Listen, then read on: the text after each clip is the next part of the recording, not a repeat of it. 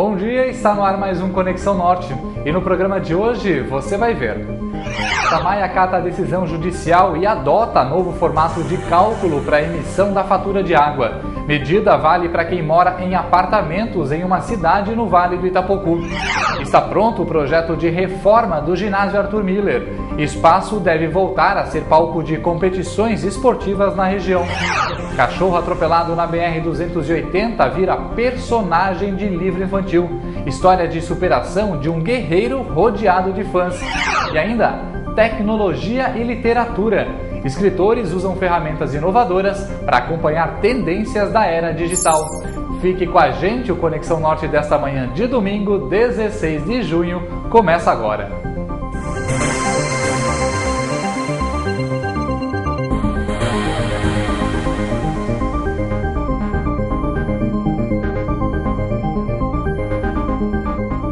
Em 2011, o Ministério Público moveu uma ação contra o SAMAI de Jaraguá do Sul. O motivo era a forma de cobrar o consumo de água de quem mora em apartamentos. A Justiça aceitou os argumentos do promotor e concedeu liminar onde obriga a autarquia a emitir a fatura de acordo com o consumo real e não com base na taxa de consumo mínimo, considerada ilegal pela promotoria. As contas com o novo formato começaram a ser emitidas e alguns consumidores vão ter redução no valor, mas outros vão pagar mais, porque teoricamente gastam mais água. Há 15 anos, Simone tem um conjunto de kitnets no bairro Centenário, em Jaraguá do Sul. O consumo de água é medido por apenas um hidrômetro instalado no edifício. A fatura ficava em torno de R$ 450 e era dividida entre os moradores. Mas este mês, todos levaram um susto. A conta saltou para R$ 1.006. O motivo é a mudança no formato de cobrança adotado pelo SAMAI. Trabalham o dia inteiro, estudam. Então não tenho o que questionar. Como é que eu vou cobrar R$40 de água de uma pessoa morando sozinha numa kitnet? A nova forma de cobrar o consumo de água atende a uma liminar da Justiça que entendeu ser ilegal a cobrança da taxa mínima aplicada a edifícios e condomínios residenciais onde há apenas um hidrômetro para medir o gasto de todos os apartamentos. A ação foi movida pelo Ministério Público depois de receber denúncias e reclamações de síndicos da cidade. A Promotoria de Justiça do Consumidor defende a cobrança do consumo real, pagar apenas pelo que gastou e não ser obrigado a desembolsar taxa mínima por algo que não foi consumido. Para exemplificar, antes um prédio com 10 apartamentos, com gasto de até 30 metros cúbicos, recebia uma conta de R$ 195,10. Na divisão, cada um ficava com um débito de R$ 19,51, valor da taxa mínima, ilegal de acordo com o Ministério Público. Com a mudança, cada morador vai pagar R$ 10,12. Mas, segundo o SAMAI, por enquanto a realidade é outra. Dos cadastros atingidos pela medida, ao invés de diminuir a fatura, 77% tiveram aumento. A explicação estaria no hábito do consumidor.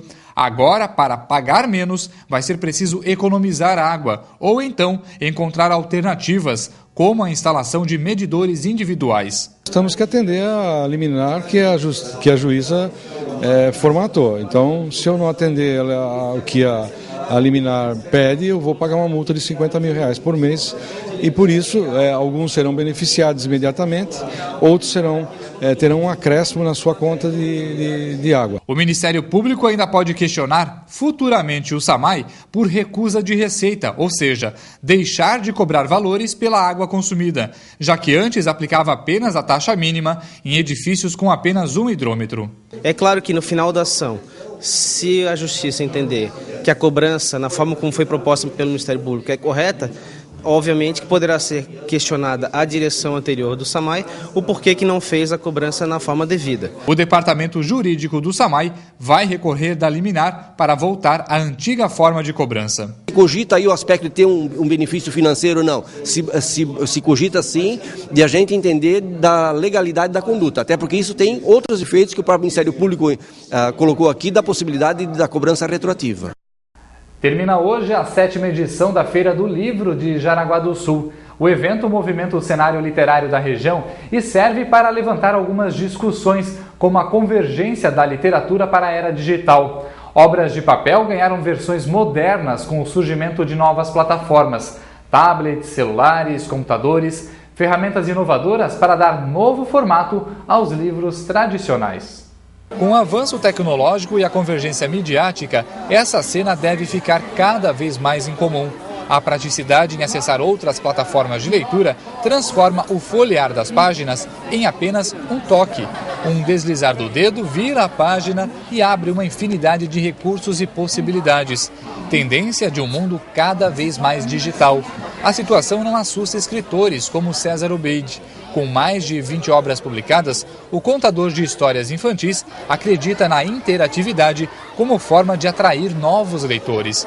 Para ele, a discussão deve ir além da digitalização dos livros. Em um país onde cada habitante lê apenas um livro ao ano, é preciso pensar em políticas públicas e maneiras para criar ambientes propícios para o incentivo da leitura.